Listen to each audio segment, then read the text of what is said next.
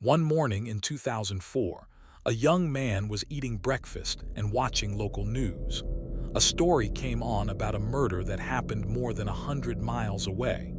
He wasn't paying close attention at first. It had nothing to do with him. Then a photo of the victim appeared on the screen. He put down his spoon. He stared. He knew that face. He abandoned his breakfast, ran to his computer, and spent the next hour frantically going through old files and photographs. Because if he was right, if that face was who he thought it was, then he knew something. Something important. Something that might have been sitting in his memory for years without him realizing what it meant. He picked up the phone and called the police. What he told them broke the case wide open. But the story of what he knew, how he knew it, and what it meant for the investigation is more complicated and more disturbing than a simple tip. Because the connection between this young man and the murder victim wasn't coincidence. It was something much darker.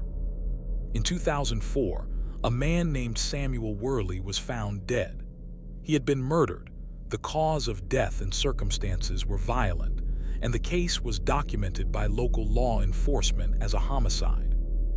What made the Worley case significant, and what made it the kind of case that ends up being told and retold in true crime communities, was what happened after the initial investigation stalled. The investigators had leads, they had evidence, but the pieces didn't connect cleanly. There was no clear motive established, no solid suspect they could build a case around.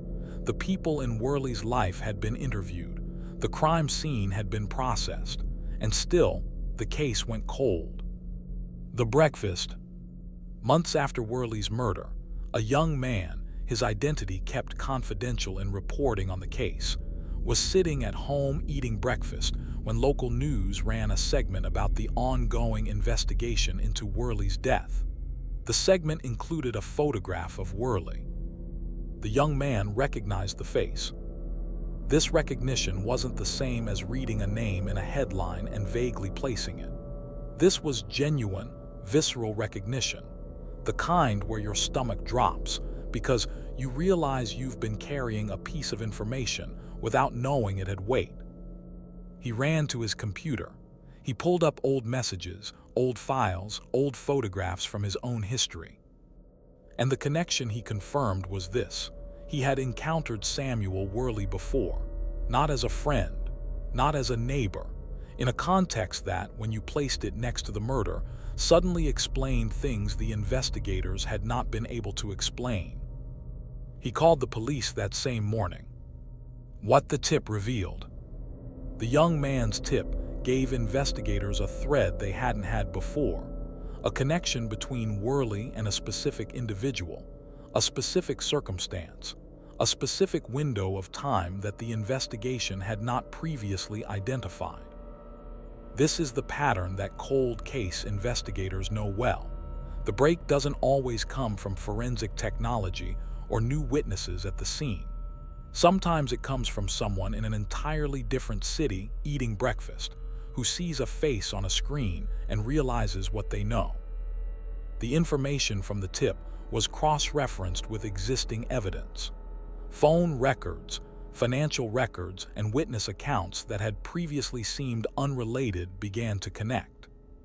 A suspect was identified, not a stranger, someone with a documented connection to Worley that had gone unnoticed because the investigators didn't have the piece of information the young man provided. The arrest. Investigators built a case around the suspect that the tip had identified. The process was not fast. Cold cases rarely resolve quickly, even after a break. Physical evidence had to be re-examined with the new context. Witnesses had to be re-interviewed with targeted questions. But the tip was accurate, the connection was real. An arrest was eventually made.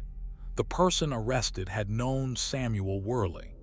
The circumstances of that relationship and how it ended in Worley's death were consistent with the evidence investigators had collected but not been able to connect before the tip. What this case represents. The Worley case and cases like it illuminates something about how murder investigations actually work that procedural shows rarely capture. The most important break in a case can come from the most unexpected direction.